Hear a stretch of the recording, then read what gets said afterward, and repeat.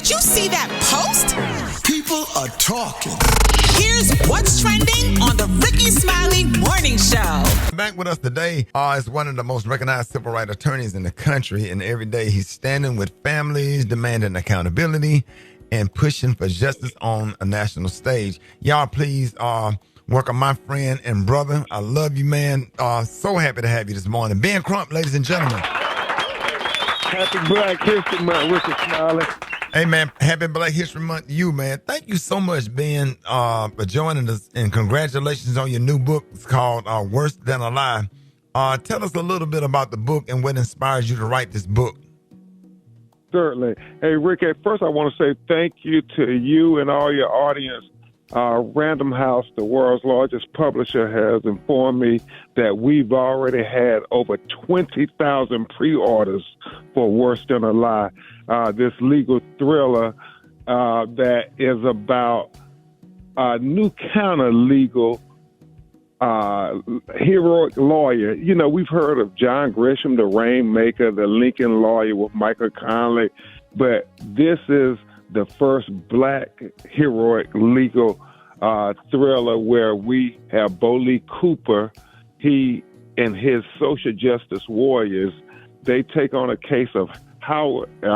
His name is Hollis Montrose, a Black police officer who, Rickey, is shot 10 times by 4 white police officers on the night of President Obama's historic 2008 election. And right then, as soon as Attorney Boley Cooper gets involved in the case, he realized the cover-up is on and that it's going to take more than the truth if he's going to beat this broken system. And I was very intentional, Rickey, when I wrote this legal thriller to draw the allegory of the election of the first Black president in America and the fact that they were talking about whether we were going to have a need for civil rights, whether racism was over in America. And so this novel has been given good reviews, not only because it's a legal thriller, but it's foreshadowing what is going on in America today, the backlash of Black people assuming leadership. So I want everybody to come and take the journey with Boley Cooper, which is the first book in this franchise, Worse Than a Lie. So Ben, now the country knows you. You're probably the best, most well-known civil rights attorney in the country. Are you really taking a shift from legal advocacy now into becoming a full-time storyteller, or is this just something that you kind of always wanted to do? No, you know, it's all one and the same, because we can't ever take any days off if you're a person of color fighting for equal justice in America. But my personal hero, Thurgood Marshall, he understood, he said once that I know most people would never know what really happens in a courtroom. So that's why he said he always wrote his legal memos and his pleadings to be very engaging.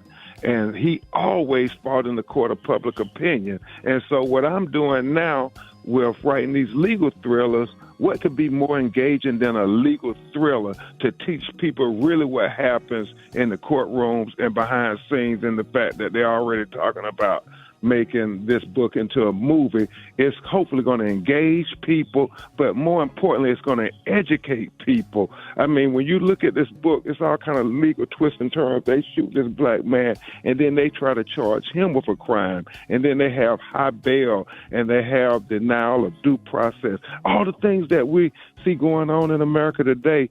And as Gayle King said in our interview, and she pointed this out, that Hollis Montrose is shot 10 times, and then you see Alex Peretti in Minneapolis shot 10 times. And so a lot of it is, you know, fiction and fact paralleling one another. But no, I'll never stop fighting for justice for Black people in America and all over the world, because I'm starting to do a lot in Africa now. Well, I was just going to ask you, are there any parts in this book, any characters that you took and said, you know what, this kind of reminds me of this person in history. This is really this person in history, somebody we might recognize in history? Oh, certainly. You know, this is really a homage to all the great Black lawyers, the sisters and brothers who we seem to not give the proper respect. Yeah, I mean, when I think about how in law schools they don't teach us about the great advocacy of, a Johnny Cochran or a Constant Baker Motley. And I don't think Thurgood Marshall gets his due when we start talking about the famous Supreme Court cases beyond Brown versus Boyd. I mean, his life was in threat every day when he was the NAACP legal counsel, but Thurgood kept showing up. And so when Worse Than a Lie, I want everybody to go pre-order this book because it is us, and it is us in a way that not only celebrates the struggle, but it celebrates the culture. Because I tell you all this, the future of black people will not be determined by how white people treat black people, how white people support black people, how white people invest in black people. But the future of black people will be determined by how black people treat black people, how black people support black people, how black people invest in black people. And so that's what this book talks about in a very large way, that we don't need them. We are all we need to be able to overcome whatever we're dealing with. Ben, I want to ask you, I want to switch gears because Alfreda and I was talking about this,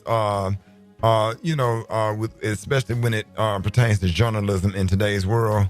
What are your thoughts about Don Lemon being arrested while doing his job? And what are your thoughts about the United States going into an authoritarian, if I pronounced that correctly? Yep. And you got it, Rickey. And also, what are your thoughts on will there be a midterm election, and would the government interfere with the midterm election, knowing that he might lose the House and the Senate?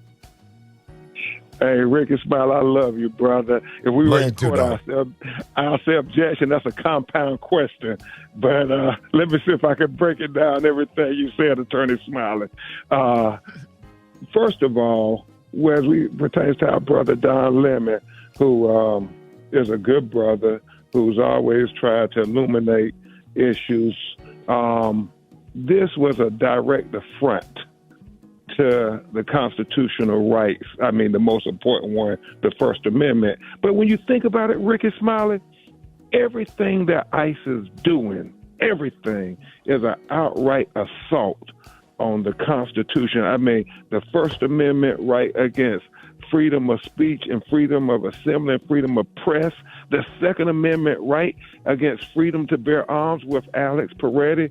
Our Fourth Amendment right against unlawful searches and seizures. I mean, they just going up in people's houses without warrants, kicking in people's windows in their cars. Fifth Amendment right against due process. Sixth Amendment right against right to counsel. You have a right to have a lawyer, and they taking people, putting them in jails, not letting their lawyer even see them. Eighth Amendment right against cruel and unusual punishment. I mean, we got people dying in these ICE detention centers, and nobody's saying anything about it. So everything they're doing is a direct affront to the Constitution. And as I told you before, Rickey, when I was on your show, that this administration has declared war on black and brown people. It's just some of us don't know that we're in a war, but they have declared war. And so we need to understand that they are trying to do everything in their power to deny not just our constitutional rights, but to deny our humanity. The fact that there's a midterm election coming up, what did the administration just say? This Trump administration said that they want to nationalize the elections. They want to try to take it away from the states and the counties like Fulton County, Cook County, and Chicago, these black counties who they keep trying to say, oh, they not being fair, they not counting the votes accurately. Well, it's all just the rules. They are absolutely trying to steal the election. They're trying to deny the Constitution as the rule of law. What he wants is an authoritarian state.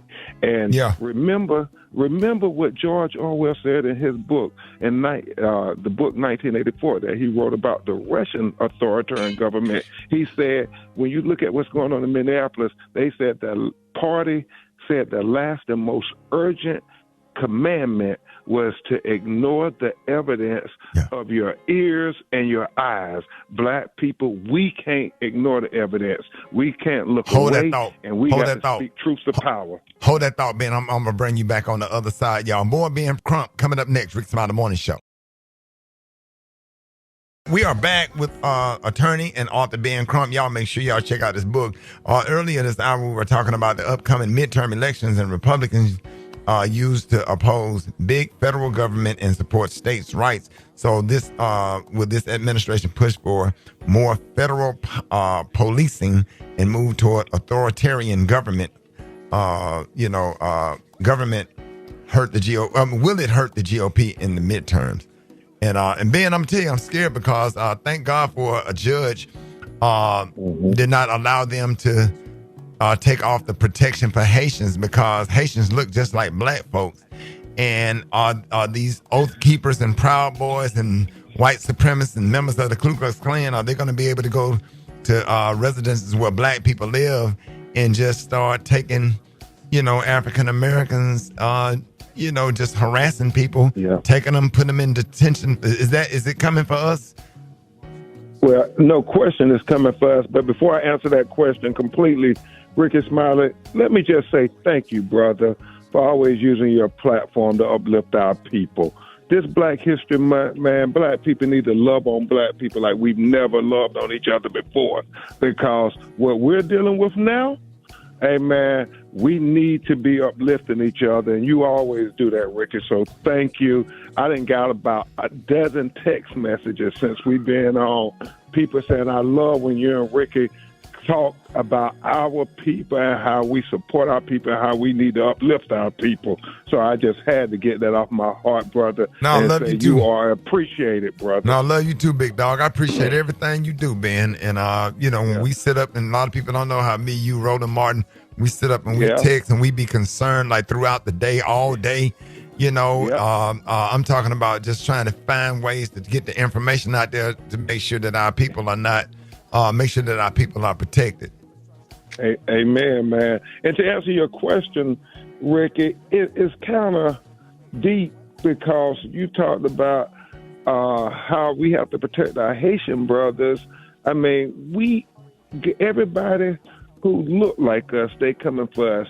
And anybody who ain't a rich white man, they coming for them. And so we got to be unified, man. Unity won't be the savior of all issues, but it will make it difficult for them to just disregard and humiliate black people, make it where we are, unseen, unheard, and underestimated. But if we're unified, it makes it harder for them to do that to us. And we have to always know that a fist closed together is harder to break than us separated. The second part of your question, I believe Rickey had to deal with what these ICE agents and these federal people are going to be doing during the elections. And I digress simply to say this. We know who make up these ICE agents. They the Proud Boys and the Oath Keepers.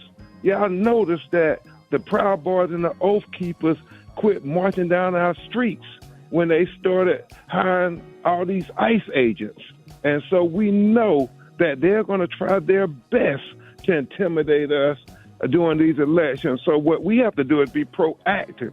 We got to work with our churches, our organizations.